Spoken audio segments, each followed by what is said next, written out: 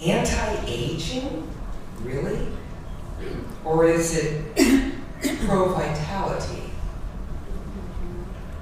An anti, against? I hate to break your heart, but you're aging as you sit there. It just happens.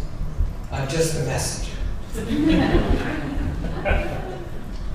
So why not augment the process, optimize it, and be pro-vitality, and use that kind of a message so we're not working against ourselves. We're, like the Magna Carta, freeing ourselves from this. We're also freeing ourselves from looking at our life as a lifespan. It's not.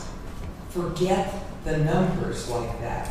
We're all wound up in numbers. And people, the heart rate, and we're running around. And I remember my first marathon was here at the Marine Corps, and I trained pretty much by myself. I read a lot of books and saw a couple videos. I thought, oh, okay. And I thought everyone would look like little Somalians when I showed up. It was grossly wrong. And I remember standing there, and there were all these people, looking at their watches like this, and just nervously walking around. What is their problem? Take a chill, honey. We got a couple hours of running up here. And I said, so what's up? And he said, what time are you going to finish? What time? I'm going to do a 3:16. How can you do a 3:16? That's really weird. Why not a 3:15? Or 3:17? What's with the 3:16? You're OCD. You need help. And then the next guy would come up to me, I'm gonna crack that 2:59. Geez, you're getting me nervous now. It was my first marathon. And he said, what's your goal? And I said, to finish. Is that okay? And, I'm kind of a 4:15 girl, so I didn't even want to mention that. Way out there.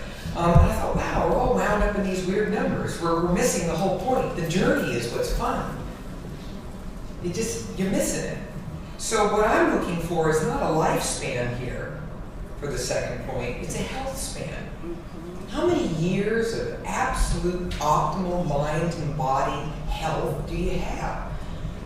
How many years can you get up and just get nuts, have fun, be crazy, embrace every single day?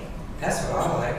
And I want to stay in that kind of mind, body, and spirit shape to be able to do that. So that's kind of a cool goal. I like that. So health span, no more of this lifespan stuff. The other thing I also want to do is I have a mission statement in life, and I didn't come up with this. It was Sister Genevieve Kunkel, who now just hit 101, one of the great nuns of the Notre Dame, if you remember when they were gracing the cover of Time magazine, and they had great books written about them, the articles. They're all, most of them end up being centenarians.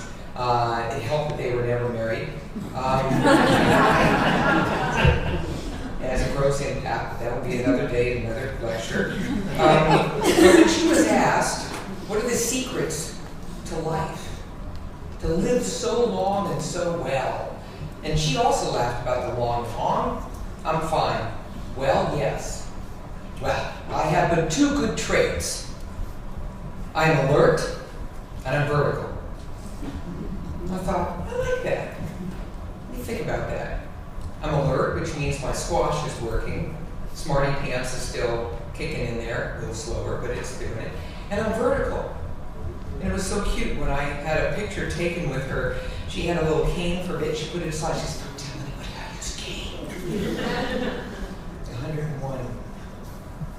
Alert, vertical is our mission statement. And having a hell of a lot of fun. Another brand new and one of the hottest pieces of science out there is that you're going to be freed of your own DNA. It's that Magna Carta again. DNA is not destiny. I mentioned this once before. I mention it again because it's now growing precipitously. And I know that Michael Tompkins and others will be addressing some of this later on. It's the work of the epigeneticists. Epigenetics. What does this mean?